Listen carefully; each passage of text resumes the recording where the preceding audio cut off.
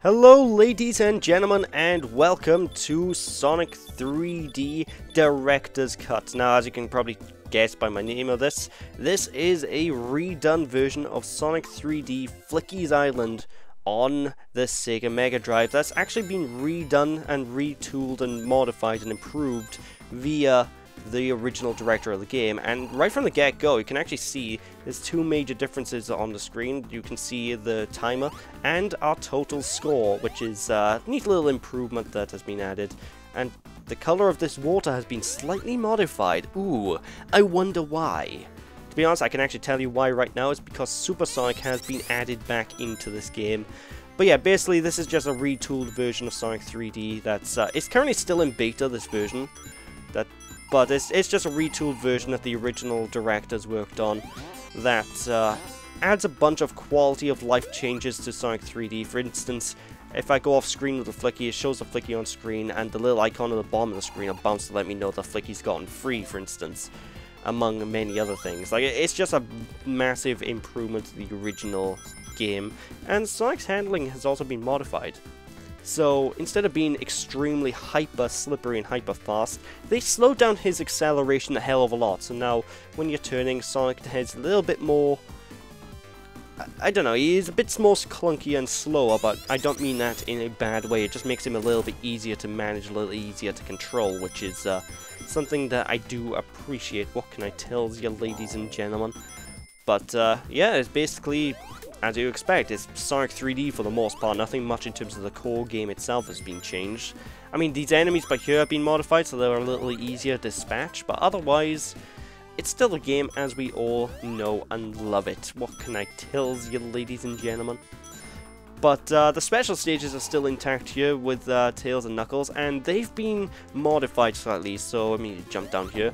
As you can tell, they show up in the exact same areas, except for one, which is in Panic Puppet Zone, where they added in a Tails, so you can actually get the 7th Chaos Emerald. So yeah, you can go into these and they'll act as normal. I'm not going to show it off because everyone knows what the special stages are like. Maybe I'll show one off in a bit, but not now. Actually, fuck it, I will show it off now, I might as well. But the Chaos Emeralds have been modified, so you can only get one Chaos Emerald per zone instead of one per act. So it makes it so you can't abuse the game when you actually get the super form, which is... I'd prefer it if they let you abuse the game when you have a super form, but yeah, that's just my own personal opinion, you know, ladies and gentlemen. And I do have a couple of criticisms in regards to the super form itself. One is borderline nitpicking, I'll be perfectly honest, and something that's just something I would like the developer to do, and another is just an idea that... another's just something that can be quite infuriating to some people, but... like, when you're in your super form, you can't actually transform into your super form when you have a shield, which is something that infuriates me. I don't know why, that really annoys me, so I would like it if the developer actually goes out of his way to modify that. I don't know if the special stages themselves have been touched up to be made more difficult. It doesn't feel like it. I know the palettes and the backgrounds have changed slightly, but otherwise, the special stages work exactly as they always have done, so... you know, I can always go into them, get an extra life, bada bing, bada boom. But, yeah, I do think actually it's about time I got my 50 rings and showed off the glorious super form in all of his overpowered nonsense. One of the big improvements about this version of the game as well, I must say, is also the brand new camera, basically. Like, if you start running with Sonic, you'll notice that the camera will sort of zoom a little bit more ahead of him to make it a bit easier to see what's coming up. So you're not nearly as likely to go and kill yourself over silly, you know, silly obstacles just being in the way. I mean, it still happens. It's still Sonic 3D at the end of the day, but it definitely makes it a bit more manageable, a bit more easier. So let's just go super, bada bing, bada boom, and there we are. Why, I don't know why, I wish all of the Sonic games had like an ability to go super. It's just something I really love in these games, you know, the ability to become a juggernaut and just blast through the stages with little effort. So even the 3D Sonic games, some of them don't have the super form, which is a shame. But one ability Super Sonic has is the homing attack, which is normally relegated to just normal Sonic when he has a shield.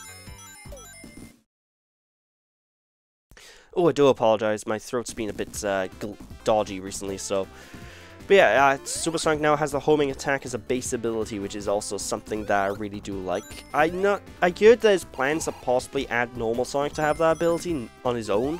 I don't know how I feel about that just yet, because it does rip the game in two having the homing attack, so it kind of makes the golden shields really redundant, so I don't know if they're going to go through with that. But yeah, Supersonic, ridiculously powerful, and I wouldn't have it any other way. So yeah, outside of that as well, as you can tell, this level select screen is, there's actually a little timer icon over Act 1 of Green Grove Zone, which I'll talk about in a bit, but it actually does display like your progress, like it says 42% complete per year, and that percentage goes up with every zone you complete, every Chaos Emerald you nab, every single one of all of the tokens you get, because if you get all of the tokens in a zone, the token icon underneath will pick up, and also, for doing a bonus challenge have been introduced, the Time Challenge, which basically removes all of the flickies from a zone, and basically gives you a time limit to go straight to the end of the level, which is something I really do like. Now, I know during the beta this isn't final, the times of this is not final in the slightest, and they are modifying how long it'll take normally to get to the end of the... You know, basically they're modifying the timers as time goes on, but...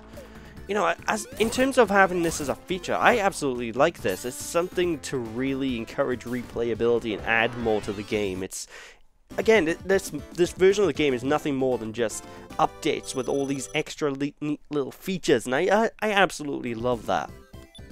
So as you can tell, now that unlocks the timer challenge in Act 2. Now, before we do disappear, I do want to show off a couple more things. For instance, go into Rusty Ruin Zone Act 2 here, and they actually have re-added an enemy crab that was scrapped from the game originally.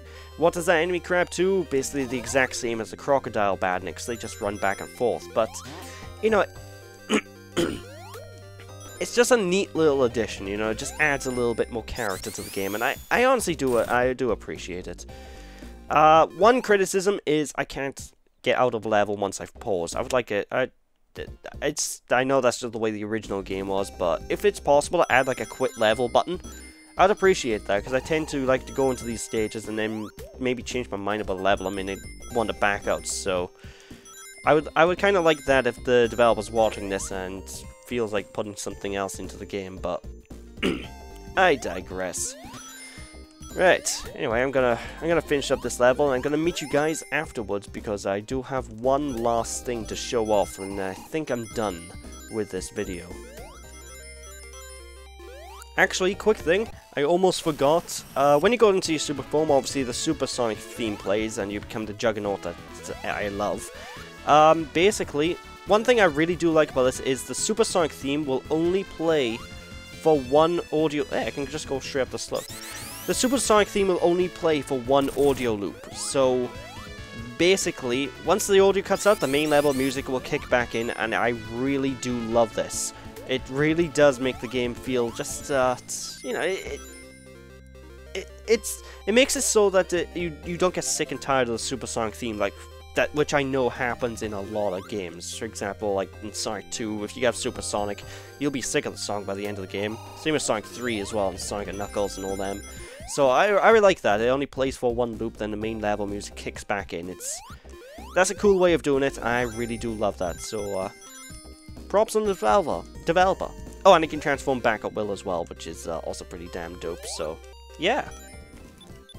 And now, before we end off, I'm going to pop into Spring Stadium Zone Act 3 to show off what has been changed with the boss battles in particular, because the bosses have been modified slightly, more specifically in the camera department. The camera now actually follows the bosses when you're fighting them, which makes them a little bit easier to manage, a little bit easier to keep track of, which is always pretty damn dope.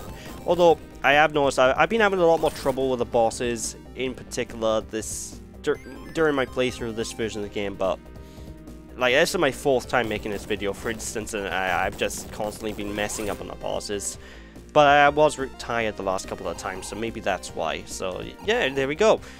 The camera follows the bosses, and it just makes them a little bit, just that little bit easier to manage and, motherfucker, and fight, you know, ladies and gentlemen. So, yeah. And now, ladies and gentlemen, before we finally end off, I do have to make a couple more things. just to show off a few things. I mean, just skip the intro here, because we've seen this a million times. Right, so just a nice little DX beta test at the bottom of the screen. If anyone actually wants to try this out, I will have a link to this in the description, but she does also offer the ability to load game. If you notice, when we were in the main level select screen, it had a password, so you can actually write that down and use that to remember where you are in the game. As well as added in a level editor, which I'm not going to show off, which mainly because I'm not a level editor person. I'm not the type of person that goes into these sort of things, so you know, it's a nice little option, I suppose. And you can even play straight up the original Sonic 3D if you so choose. If you click that button, it just plays the original game. So yeah, honestly, I'd recommend checking this out if you got the time. I'm going to put the link in the description. The developer who's making this has also got his own YouTube channel, and I need to give him a shout out because his YouTube channel is nothing short of amazing, because he shows off all these neat little things that were in the original Mega Drive games of, like, say, Mickey Mania. There was a 3D rotating tower. He explains exactly how that works, for instance. And he also goes into detail about how the 3D in Toy Story was done and all this nonsense. It's very, very interesting stuff. So I'd actually recommend give his channel a look out. There's going to be an image on the screen for you guys to click right now. And he did work at Traveler's Tales, I do believe, as well. So that's why he has all this insider info and actually the source code for Sonic 3D, which is why this exists. But that's basically all I have to show off, so thank you all for watching, hope you all enjoyed it, and I'll see you after. Bye bye.